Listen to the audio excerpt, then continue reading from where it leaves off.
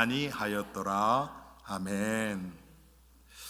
예, 오늘 성경의 인물 중에서 에녹이라는 사람에 대해서 우리가 함께 생각해 보려고 합니다. 에녹은 아담의 7대 손입니다. 그런데 제가 이렇게 조금 이 연차를 비교를 해봤더니 지금은 여러분 우리 7대조 할아버지 여러분 보셨습니까? 말이 안 되죠. 그런데 이때는 그렇지 않았어요. 우리는 거의 1000년을 살았거든요.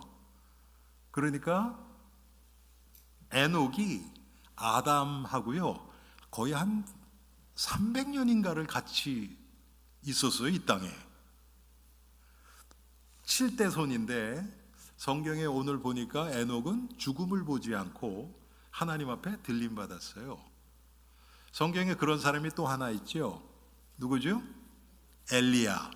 그렇죠. 엘리야가 죽지 않고 들림을 받았잖아요. 그렇죠? 성경에 그렇게 많지가 않습니다. 물론 예수님도 그러셨지만 예수님은 특별한 경우고. 그런데 이 에녹은 하나님의 그 언약의 계보에 속해 있는 사람이고 에녹 위에서부터 나눠집니다. 하나님의 언약의 계보가 어디서부터 나눠지느냐? 아담이 아들이 둘이 있었죠. 그렇죠. 누구죠? 가인과 아벨이죠. 그런데 아벨을 가인이 죽였죠. 그래서 아벨 대신에 주신 아들이 셋이에요. 셋. 그 셋의 자손이 오늘 본문에 나오는 에녹입니다. 그러니까 하나님의 이 언약의 계보가 가인 쪽으로 내려가는 것이 아니라 이 셋 쪽을 향해서 지금 오늘 에녹 그리고 무두셀라, 노아 이쪽으로 이렇게 쭉 내려가서 이제 아브라함으로부터 시작돼서 다윗을 거쳐서 예수 그리스도께까지, 예수 그리스도의 탄생까지 이렇게 연결이 되거든요. 그런데 이 하나님의 이 계획 안에 언약의 성취를 위해서 그리스도의 이 계보 안에 속해 있던 이 에녹. 그런데 에녹이라는 사람에 대해서 성경이 그렇게 많이 기록되어 있지가 않습니다. 창세기에 물론 나오고요. 창세기에도 여기만 딱 나와요. 그 다음에 다른 게 없어요. 그런데 사실 이렇게 짧게 오늘 우리가 4절을 읽었는데 곧 거기에 딱 나오고 그리고 어디에 또 나온 줄 아세요, 여러분? 히브리서 믿음장 여러분 아시죠? 믿음장 거기에 잠깐 나와요. 그리고 또 한 군데 나와요. 그게 유다서에 잠깐 나옵니다. 그게 다예요.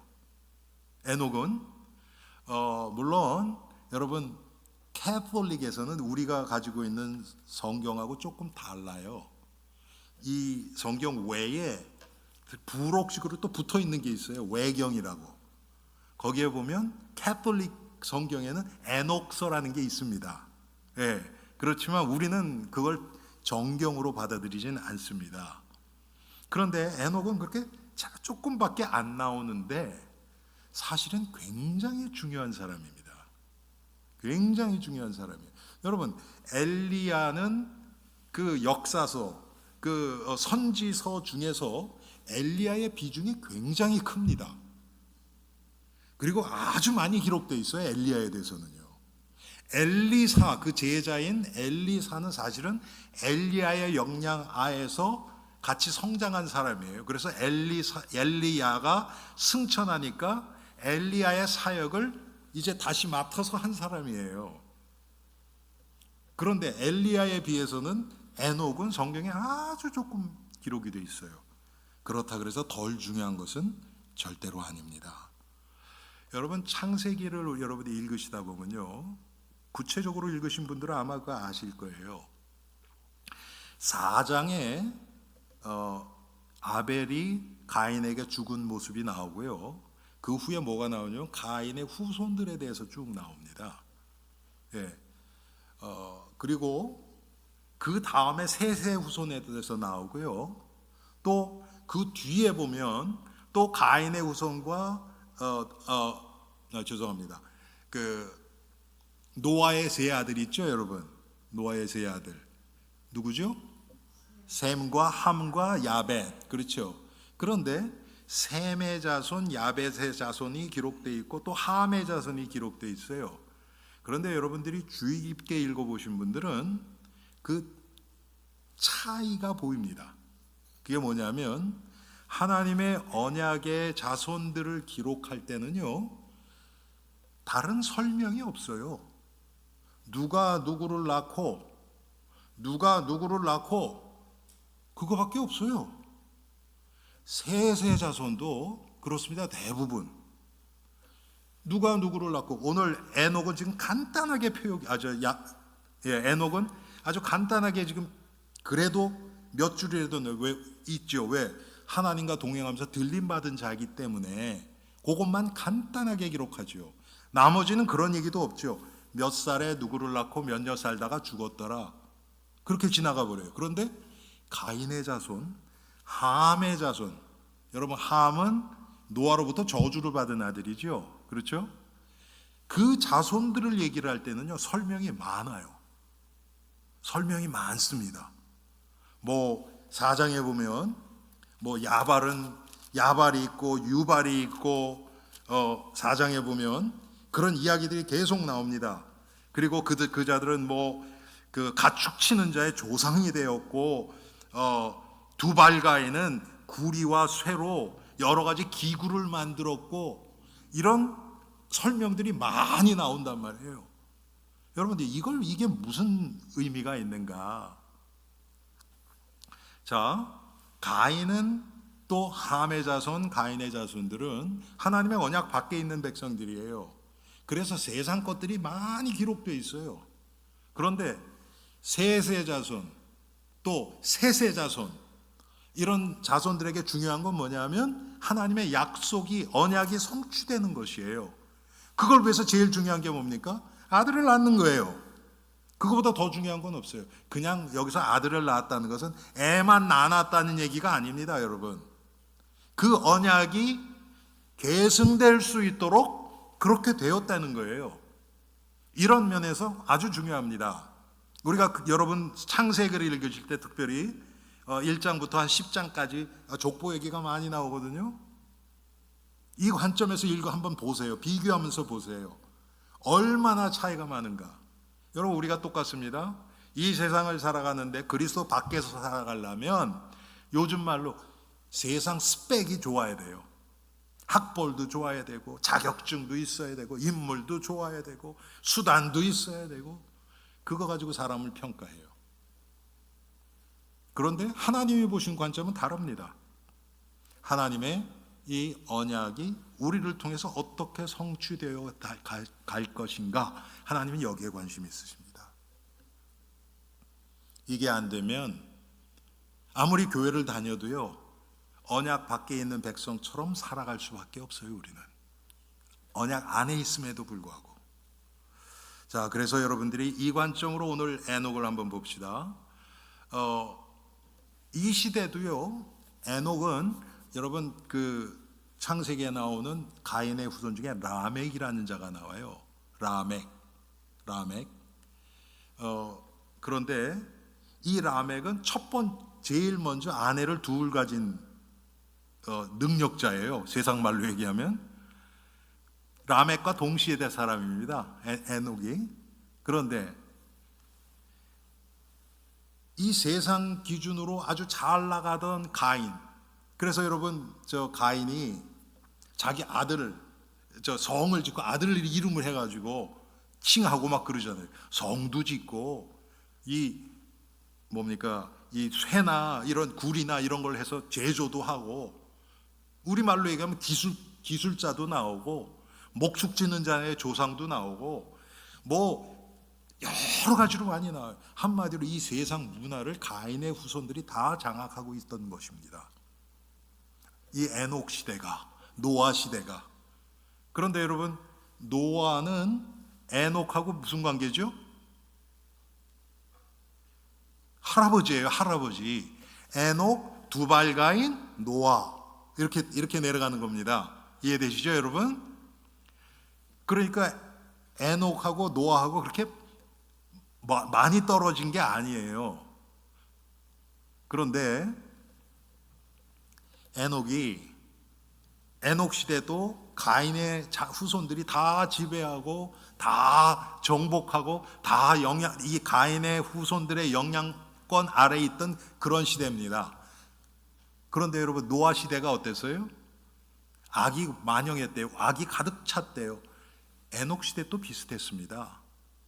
그런 상황에서 에녹이 하나님과 300년을 동행했다. 제가 오늘 이 설교를 준비하면서 이 글도 읽고 저것도 읽고 이렇게 준비를 할 거 아닙니까? 그랬더니 어떤 분은 그렇게 얘기를 하시더라고요.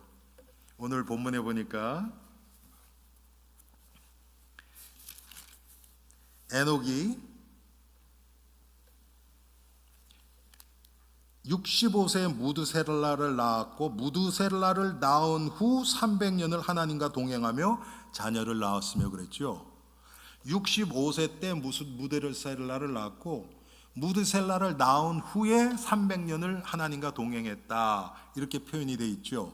그러니까 어떤 분은 이걸 그냥 문자적으로 그대로 해석해서, 어떤 분들은 무드셀라를 낳기 전에는 에녹이 믿음이 별로 없었다, 그래서 하나님과 동행하지 않았다, 그런데 무드셀라를 낳은 다음에 그렇게 됐다, 뭐 그것도 틀렸다고 얘기는 못하겠어요. 반드시 그렇다까는 저도 받아들여지지 않는데, 그런데 중요한 것은 그 이유가 있어요.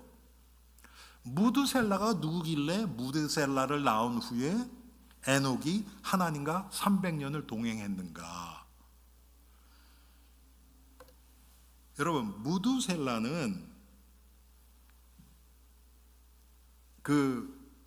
그대로 그 이름을 하면요, 이 무드셀라가 죽은 후에 끝이 온다는 그런 뜻이에요, 이름이. 그리고 그게 그냥 문자 그대로라면, 문자적으로 해석을 하면 창을 든 자예요, 창. 쉽게 얘기하면 무슨 파수꾼 같은 거예요. 여러분, 파수꾼이 사라지면 적들이 침공하기가 쉽겠죠. 그렇죠? 그런 자란 말이에요. 지금으로 얘기하면 보초라 그럴까요? 이렇게 뭐라 그러나, 그게 이렇게 보초 서잖아요. 그렇죠? 서서 적군들이 오는가 안 오는가 이렇게 지켜보잖아요. 그런 사람이었단 말이에요. 무드셀라가 죽던 해에 노아의 홍수가 시작됩니다. 그래서 하나님의 심판이 시작되는 거예요. 이게 다 연결이 되죠. 그렇죠? 그래서 아마 에녹이 무드셀라를 낳은 후에, 한마디로 얘기하면 무드셀라라는 이름을 하나님으로부터 받은 후에 그거에 대해서 깨달아서 하나님과 동행했다, 이렇게 해석하시는 분들도 계세요. 저도 그것도 틀리지 않다고 생각해요. 중요한 것은 뭐냐면 무드셀라라는 인물이 가운데 있고 그 다음에 노아로 연결이 되는 거예요. 노아 때 하나님의 심판이 오죠. 노아의 이제 홍수가 시작되잖아요. 에녹 때부터 하나님이 그것을 경고하신 겁니다. 그래서 그 시대에 장악하고 있던 가인의 후손들, 사실은 노아와 노아의 가족 8명 빼고는 다 죽죠. 하나님의 심판에 의해서. 그래서 여러분, 이때 노아도 그랬고요. 노아가 방주를 지으면서, 그것도 노아는 더했겠죠. 왜? 산 꼭대기에서 방주를 지었어요. 산 꼭대기에서. 그때는 비가 없었을 때거든요. 비를 한 번도 체험하지 못했던 때예요. 그런데 비가 와서 이제 하늘에서부터 물이 와서 이 땅이 잠긴다, 그걸 누가 믿겠습니까? 그렇죠? 그러니 노아가 매일 나가서 방주를 산 꼭대기에 가서 그걸 짓는데, 뭐 지금처럼 차가 있습니까? 무슨 연장이 있겠습니까?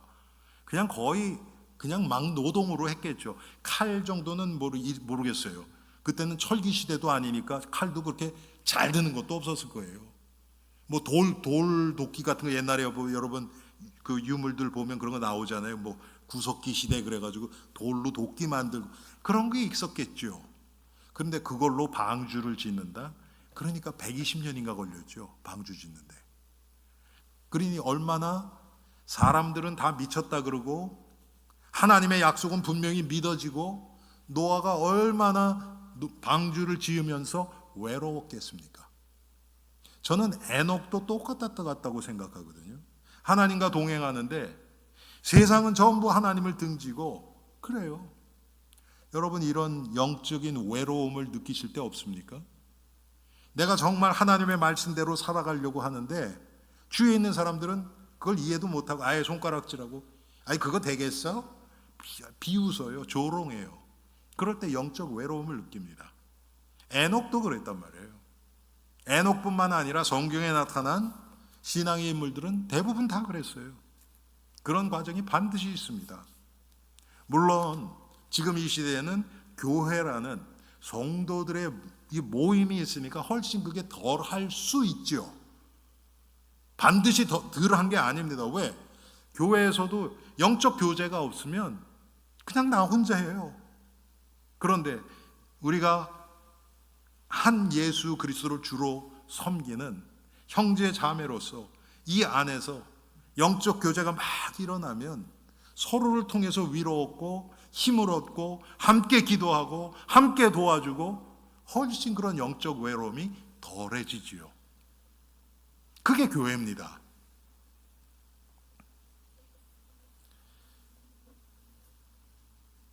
여러분 이 세상이 어떻습니까? 지금 얼마나 지금 말씀에서 벗어나고 있습니까? 예?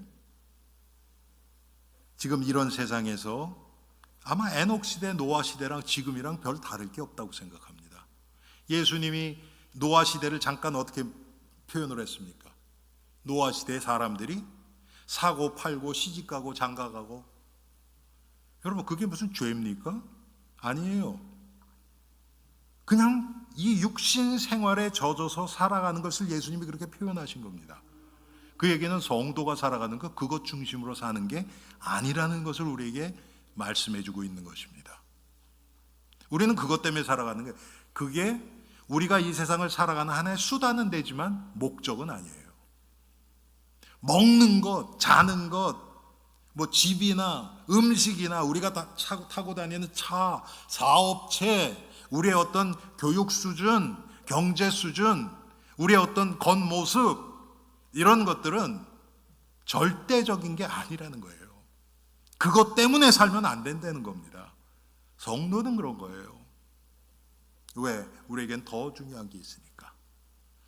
에녹이 믿고 따랐던 것처럼 노아가 믿고 따랐던 것처럼 우리를 통한 하나님의 계획이 있기 때문에 그렇습니다. 우리는 그것을 위해서 하나님이 우리에게 먹을 것도 주시고 입을 것도 주시고 잘 집도 주시고 하시는 겁니다. 그런데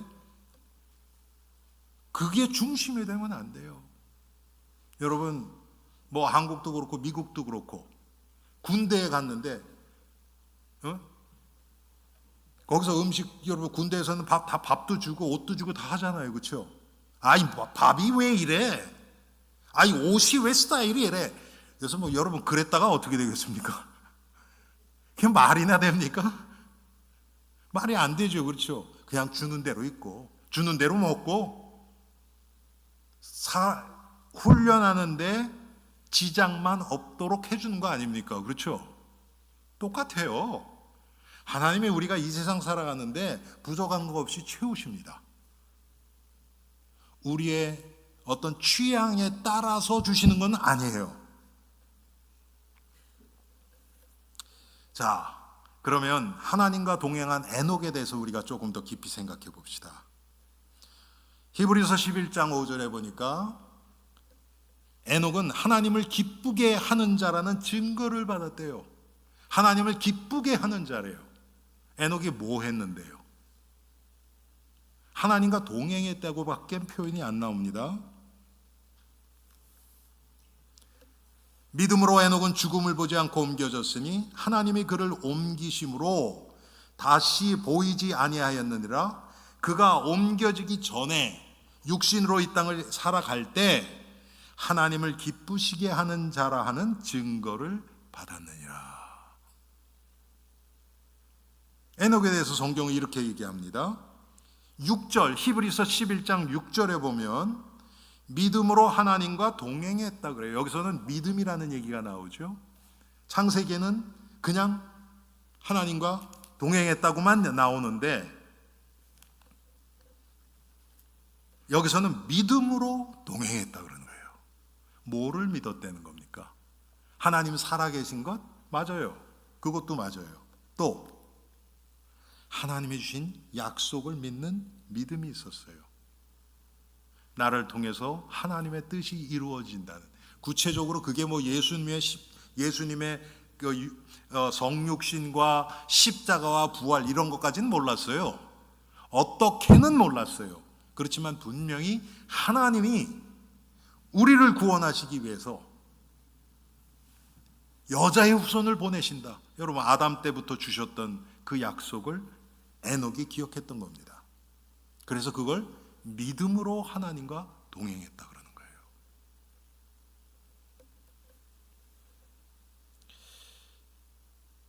히브리서 11장 6절에 보면요, 이 에녹 얘기가 나오고 11장 6절이 나옵니다. 우리가 잘 아는 구절이에요. 우리는 이 11장 6절만 딱 떼서 저도 인용을 많이 하고 했지만 이게 에녹 이야기하면서 나온 겁니다. 11장 6절에 뭐라고 그러냐, 히브리서 믿음이 없이는 기쁘시게 못하나니 하나님께 나아가는 자는 반드시 그가 계신 것과 또한 그가 자기를 찾는 자들에게 상 주시는 이심을 믿어야 할지니라 그랬습니다. 이게 1차적으로는 에녹에 관한 거예요. 에녹의 믿음에서 지금 이 구절이 나온 겁니다. 바로 5절에 에녹이 믿음으로 하나님과 동행했다고 얘기했기 때문에 에녹이 이런 사람이었습니다. 하나님이 계신 거 확실히 믿었어요. 또 하나님이 자기를 찾는 자들에게 상 주시는 이심을 믿어야 할지니라, 그걸 믿는 믿음이 있었습니다. 그게 뭡니까? 하나님과 동행하면서 에녹이 하나님의 뜻에 그대로 순종하면서 이 죄악된 세상에서 우리 표현대로라면 영적으로 외롭지만 주위에 동역자도 없고 서로 위로받을 사람도 없고 했지만 묵묵하게 십자가의 길을 갔다는 것입니다. 그게 바로 에녹의 믿음이었어요. 유다서에 보면 에녹에 대해서 이렇게 표현합니다. 에녹은 경건치 않은 죄인들을 향해 하나님의 심판을 경고했다 그러는 거예요. 그러니까 믿는 데서 그친 것이 아니라 하나님의 심판이 오는 것을 믿지 않는 이 어두운 세상을 향해서 경고한 거예요. 우리말로 얘기하면 복음을 전한 겁니다. 여러분 복음이, 제가 가끔 말씀드리지만 항상 양면성이 있어요. 복음은 문자 그대로라면 기쁜 소식이에요. 기쁜 소식, 좋은 소식, 그게 복음이잖아요. 그렇죠? 그 복음을 받아들이는 자에게는 기쁜 소식이 되는데 그렇지 않은 자들, 그것을 거부하는 자들에게는요, 이게 저주로 임해요. 그래서 에녹이 경건치 않은 사람들에게 이제 하나님의 심판이 온다. 하나님의 내 아들을 무두셀라라고 지으라 그랬다. 창을 든 자, 이 아들 세대에 끝이 온다. 하나님의 심판이 온다. 이것을 세상을 향해서 선포한 자였습니다. 창세기에는 그 얘기가 안 나오죠. 그런데 유다서에 그게 나와요.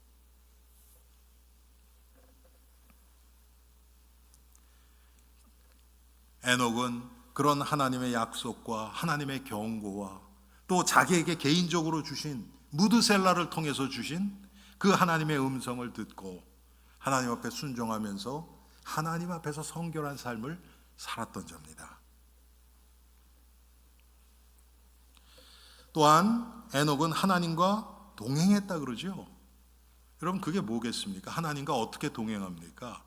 지금 우리 표현으로 하면 임마누엘이에요. 그게 그리스도 안에서, 바울의 표현으로 하면 그리스도 안에서 그리스도와 함께 살아가는 겁니다.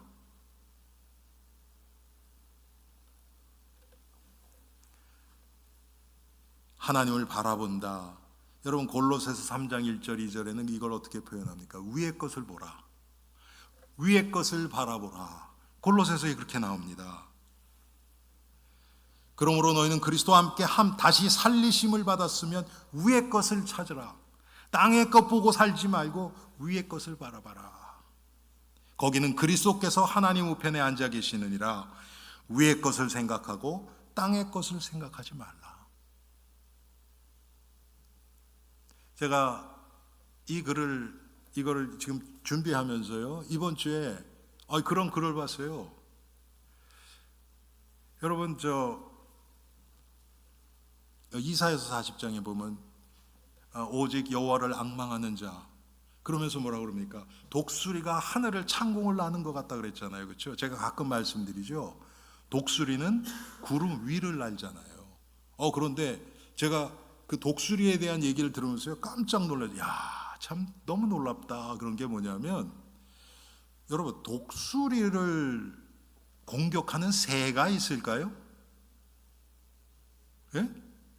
독수리를 공격할 새가 있을까요? 그렇지 않죠. 그렇죠. 근데 그런 용기가 있는 새가 하나 있대요. 그게 뭐냐면 까마귀래요. 까마귀. 그러니까 까마귀가 독수리를 잡아먹으려고 그런 게 아니고 자기가 위협을 느끼면 독수리 위에 탄대요. 그래서 독수리 목 뒤를 이렇게 막 쪼은대요. 그런 경우가 있대요. 까마귀가. 그런데 그러면 독수리가 어떻게 하느냐? 우리 같으면은 빨리 내려가서 그냥 발로 하든지 어떻게 그렇게 할 것 같잖아요. 그렇게 안 한대요. 어떻게 하냐면 위로 올라간답니다. 그 까마귀를 달고 위로 올라간대요. 그러면 점점 올라가면 올라갈수록 공기가 희박해지죠. 그렇죠? 그런데 독수리는 구름 위를 날도록 만들어진 새잖아요. 까마귀는 올라가면 호흡곤란으로 와가지고 떨어져 나간다는 거예요. 야, 제가 그걸 들으면서요, 야, 그렇다. 이게 성도가 살아가는 방법이다. 여러분, 우리는 육신 싸움하면서 싸우는 사람이 아닙니다. 까마귀랑 싸울 대상이 아니에요. 위로 올라간다는 건 뭡니까? 그리스도 앞에 나가는 겁니다. 십자가 앞에 나가는 겁니다. 그러면 유혹도 사라지고 시험도 사라지고 불평, 불만, 원망, 내 안에 있는 여러 가지 그런 죄악된 것들, 그런 것들이 떨어져 나가버립니다. 야, 제가 그거 보면서 야, 맞다. 너무 감사하다. 여러분, 우리가 그리스도 앞에 안 나가면 무슨 문제가 해결되겠습니까? 또 그리스도 앞에 안 갔는데 문제가 해결됐다. 그게 무슨 의미가 있겠습니까? 그게 진짜 문제 해결이에요? 아니에요. 여러분 문제들 중에서 분명히 해결됐어요. 그런데 얼마 있다가 똑같은 문제가 또 오면 우린 또 주저앉잖아요. 그게 해결된 거 아니에요. 그렇죠? 그 문제가 또 나타났을 때 이거는 내가 예수 그리스도 안에서 이미 해결된 건데, 그래서 이것 때문에 전혀 지장받지 않는 게 뛰어넘은 거예요. 그 문제를. 모든 게 그렇죠. 모든 면에서. 우리 여기 어르신들이 많으시니까 건강 문제.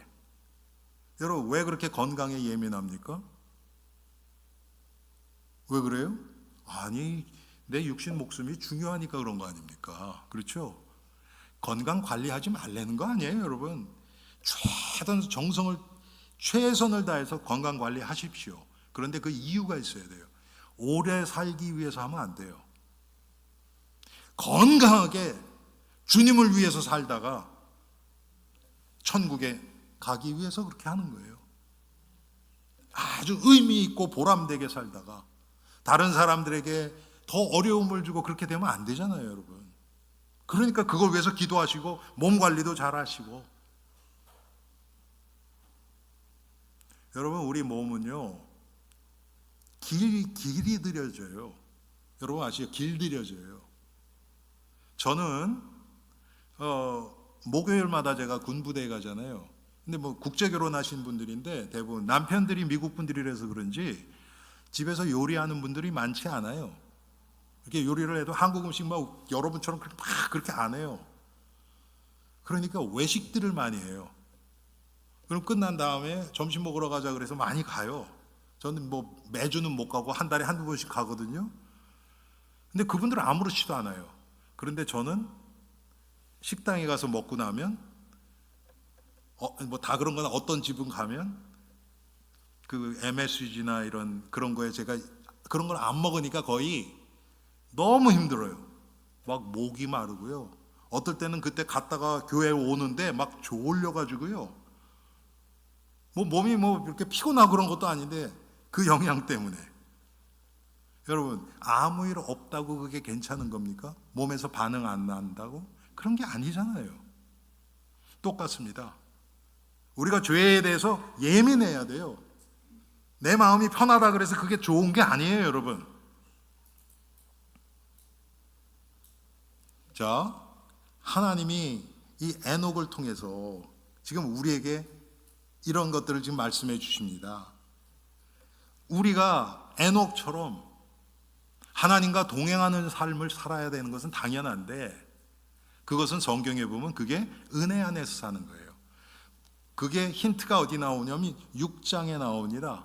노아, 에녹의 손주지요.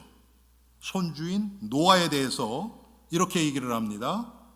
창세기 6장 8절과 9절에 보니까 그러나 노아는 여호와께 은혜를 입었더라. 그러면서 9절에 이것이 노아의 족본이라 노아는 의인이요 당대의 완전한 자라. 그가 하나님과 동행하였으며. 에녹처럼 노아도 하나님과 동행을 했는데 그 이유가 뭐냐면 하나님께 은혜를 입었기 때문에 그렇다는 거예요. 동행한다는 것은 하나님의 은혜 안에 거하는 겁니다. 여러분 우리가 은혜 그러면요 너무 막연하지요. 막연하지요. 하나님과 동행하면서 하나님과 모든 것을 공유하는 내 인생의 모든 것을 상의하고 그분의 지시를 따르고 인도받고 그것이 하나님과 동행하는 것이고 그게 하나님의 은혜 안에 있는 것입니다. 노아도 그랬고 에녹도 그랬어요. 내 육신의 생각대로 사는 것이 아니라 성령의 인도 따라 사는 그런 삶입니다. 내 뜻대로 사는 것이 아니라 하나님의 말씀에 따라 사는 것입니다. 하나님의 말씀에 뭐라 그랬는가? 내 유익을 위해서 사는 것이 아니고 예수 그리스도와 하나님의 나라와 복음을 위해서 사는 것입니다. 그게 우리가 은혜 안에 거하는 것이고 하나님과 동행하는 것입니다.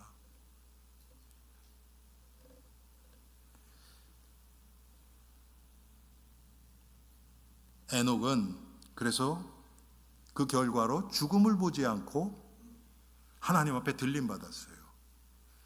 여러분 이런 일이 인류 역사에서 지금 예수님 빼고는 둘밖에 없어요. 우리도 하나님과 동행하면 나 들림받겠지. 여러분 성경에 나오는 거 보면 예수님이 재림하실 때 그런 일이 있다고 휴거라 그러죠. 그게 문자적으로 일어날지 안 날지 저는 몰라요. 그건 다 상징적으로 많이 쓰여 있기 때문에. 그렇지만 중요한 그 원리를 알아야 됩니다. 그럼 이 에녹이 엘리야가 죽음을 보지 않고 들림 받은 것 그 원리는 우리에게 어떻게 적용될까? 우리가 그걸 깨달아야 되겠죠.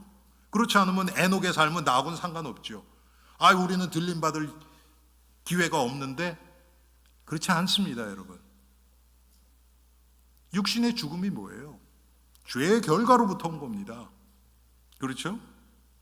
자, 우리가 예수 그리스도를 믿고 에녹처럼 노아처럼 엘리야처럼 하나님의 은혜 안에서 하나님과 동행하는 삶을 믿음으로 동행하는 삶을 살면 죽음을 초월한 삶을 살게 됩니다. 언제 죽는 거 겁나지 않아요. 오래 살아도 되고 하나님이 기뻐하시면 오래 살아도 되고 그렇지 않으면 오늘 죽어도 나는 감사합니다. 저도 죽음에 대해서 상당히 공포심이 많았던 사람이거든요. 그런데 구원의 확신 든 다음부터는 그게 많이 사라졌어요. 뭐 완전히 사라졌다고는 얘기 못해요. 그렇지만 뭐 살기 위해서 막 발버둥 치고 그런 건 없어요. 그런 오래 살고 싶은 생각도 없고요. 그래서 제가 저희 집사람하고 우리 둘 다 뭐 무슨 일이 있어서 그러면 막 오래 살라고 막 이 기구 대고 저 기구 대고 막 이렇게 하지 말자. 그냥 깨끗하게 가자. 그랬어요. 여러분, 하나님 부르시면 가는 거예요. 그거에 묶여 있을 필요가 없습니다. 그래서 에녹이 죽음을 보지 않고 올라간 것처럼 우리가 이 땅에서 믿음으로 언제 적어도 여러분, 죽음이 준비된 자가 가장 행복한 자예요. 그렇죠, 여러분? 쉽게 얘기하면 구원의 확신이 있는 자입니다. 천국 갈 확신이 있는데 지금 죽어도 괜찮겠다. 삶이 고달프서 엘리야처럼 하나님 나 지금 좀 내 목숨 걷어가시옵소서. 그런 거 말고 사도 바울처럼 빌립보서 1장에 사도 바울이 뭐라 그래요? 나는 주님과 함께 있는 게 더 좋다. 그런데 하나님이 너희들의 유익을 위해서 너희들에게 복음을 전하고 복음으로 훈련하기 위해서 나를 여기 남겨두셨다. 언제 가도 나는 괜찮다. 여러분, 그게 사도 바울의 그 믿음이 에녹의 믿음이고 노아의 믿음입니다. 죽음을 초월한 거예요.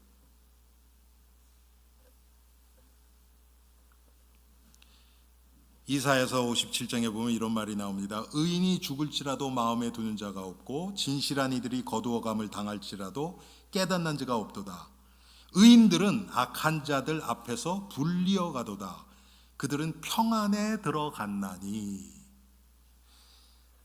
에녹이 죽지 않고 하나님 앞에 들림받았다는 것이요, 하나님이 이 세상 정말 죄악으로 이 가인의 후손들로 인해서 죄악으로 가득 차 있는 이 세상에서 평안의 세계로 끄집어 내신 것입니다.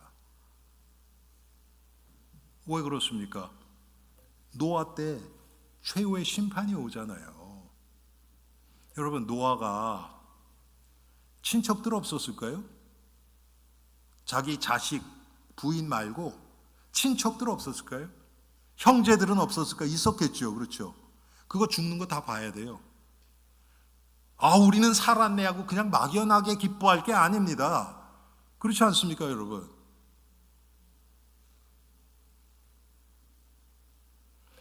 제가 그런 얘기들을 참 많이 들었어요. 6.25 때 피난 가면서, 우리 부모, 우리 형제 저기 있는데 뭐 그때는 지금처럼 뭐 전화가 있습니까? 뭐가 있습니까? 피난은 갔을래나? 살아는 있을까? 저희 집에도 그런 일이 있었거든요. 저희 외할머니가 동생들이 있는데 어디 있는지 모르는 거예요. 살아있을까? 그러다가 부산에서 만났대요. 피난 가서. 얼마나 기뻤겠습니까? 여러분, 똑같아요. 형제들, 친척들, 자기 직계 가족은 8명 구원을 받았지만 그 사람들이 다 물에 떠내려가 죽는 것 다 보는 거잖아요. 8명밖에 못 살았으니까. 그런데 하나님이 에녹에게는 그것을 보지 않고 그냥 들림받게 한 거예요. 천국에 가면 여러분, 이 세상에서의 육신 관계는 다 사라집니다. 네, 다 사라져요.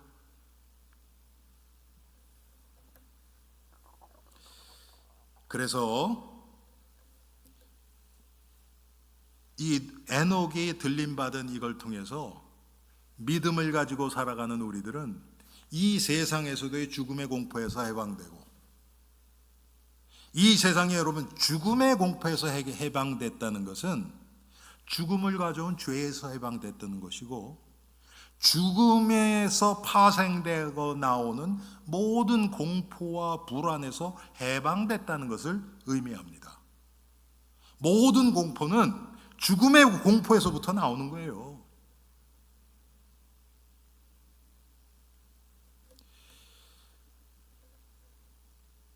에녹은 마지막 심판, 이게 최후의 심판 임하기 전에 어린 양의 혼인잔치에 불려서 들어갈 성도들, 예수 그리스도를 믿는 성도들을 예표하는 것입니다.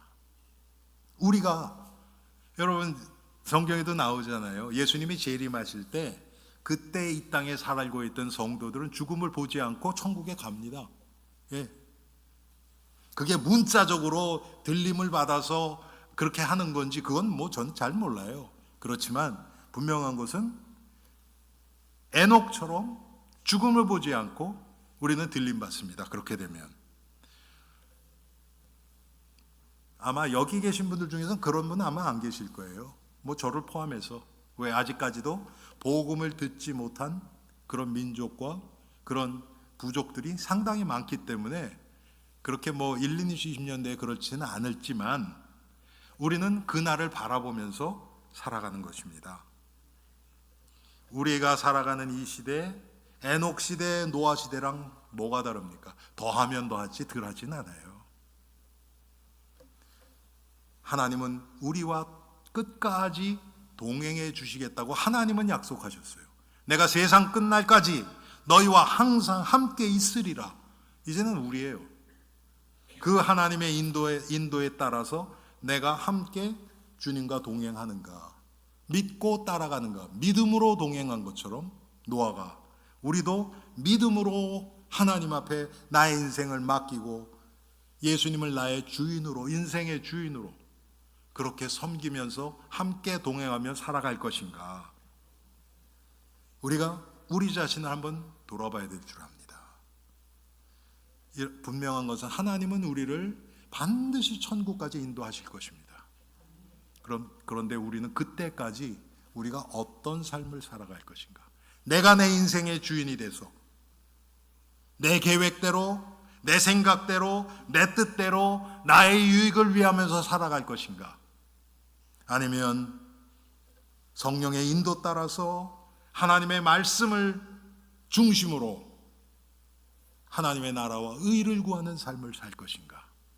우리가 하나님 앞에서 우리 자신을 돌아보고 에녹을 통해서 믿음으로 하나님과 동행했던 에녹, 노아를 통해서 우리 엘림의 성도들도 매 순간 아주 작은 것부터 예수님과 상의하고 하나님의 뜻을 따라 순종하며 승리하는 복된 우리 모두가 되십시다. 우리 오늘 이 말씀을 생각하면서 우리 한 목소리로 기도하는 시간 같습니다.